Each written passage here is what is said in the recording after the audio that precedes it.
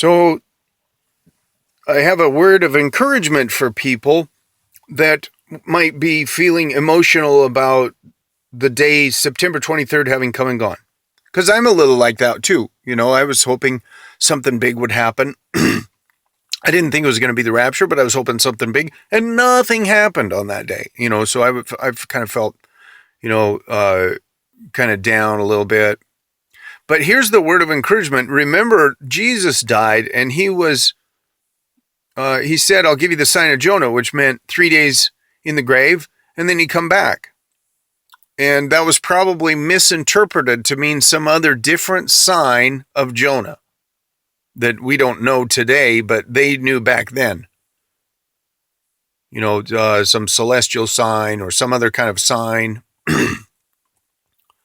So nobody knew that Jesus was going to rise on raise from the dead on the third day. None of the disciples, the guys that sat right there with him and knew him and was his friend for 3 years. None of those people knew that.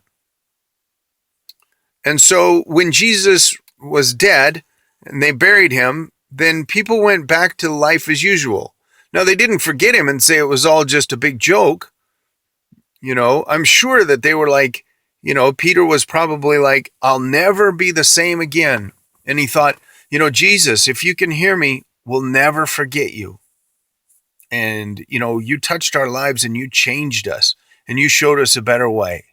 And then they went back to fishing because they thought he was dead. They probably revered him in their hearts. And the ladies that went, to put whatever flowers by the grave or whatever they were doing, they were probably like, "This man was the greatest man we've ever met. And now he's dead. And we're very sorry for that. And we'll mourn him, but we'll never be the same." And they go to the grave, with their flowers. And then there's these angels and the grave is open and they're like, "What's going on? Did they steal him? And the angels say, "Hey, he's alive. The person that you're looking for," and that changed everything. But up until that point, the thing that they were looking for never happened.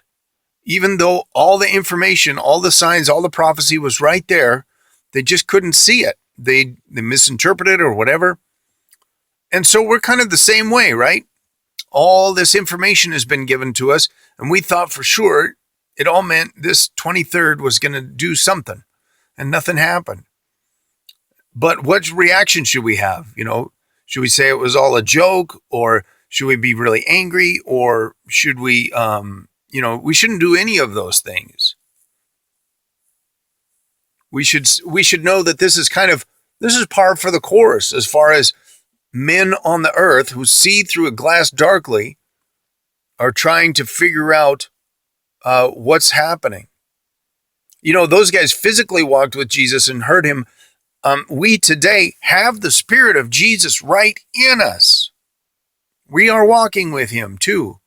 And so just because we don't know how everything worked out, it doesn't mean that we're, dumb and weird and all these things. I mean, there's all the great people of the Bible were that same way. Even John the Baptist, the man who had one of the most important jobs in history, paving the way for Jesus, for the Christ. And Jesus said he is the Elijah to come. He's that guy. He's fulfilling that role. And even John the Baptist, he was in jail and he was so despondent and he was like, "Are you the one, or should we wait for somebody else?" He's like, "Come on, tell us if you're the Christ." He had the most important job in history and even he didn't know. So we should not beat ourselves up because we misunderstood these rules, or we misunderstood the prophecy that was we thought was pointing towards something big happening this 23rd. Instead, we should just admit, yeah, we didn't know what we were talking about. But we should also understand, yeah, Jesus is coming. He could still come very soon. The events that need to transpire before he comes may start to transpire very soon, and then we'll see him. And we'll be raptured and we'll be out of here. And, if those mockers and scoffers are getting under your skin, I'm sorry. I don't have a public, I purposefully keep my privacy to myself because I don't want to be affected, and I don't want the people around me and my responsibilities to be affected by this. I don't have that luxury, and it's probably a good thing that I don't have, uh, a lot of attention on me because I don't have that ability to defend against mobs, you know, um, and attack. So if you're being attacked and being scoffed and mocked, I'm sorry. I'm really sorry about that.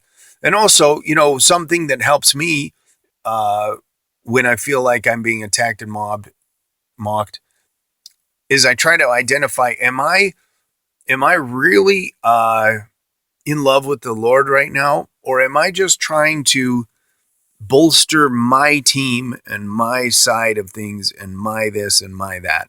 You know, is it am I just on the original sin of I want to be my own God? I want to eat from that tree of the knowledge of good and evil and tell everybody how much I know and be my own God and and do all that. Am I being affected by this white horseman?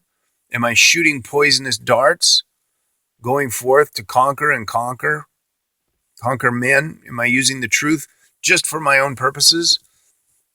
Because when I am, then that pits me against somebody else. And when I lose, they mock me and I feel bad.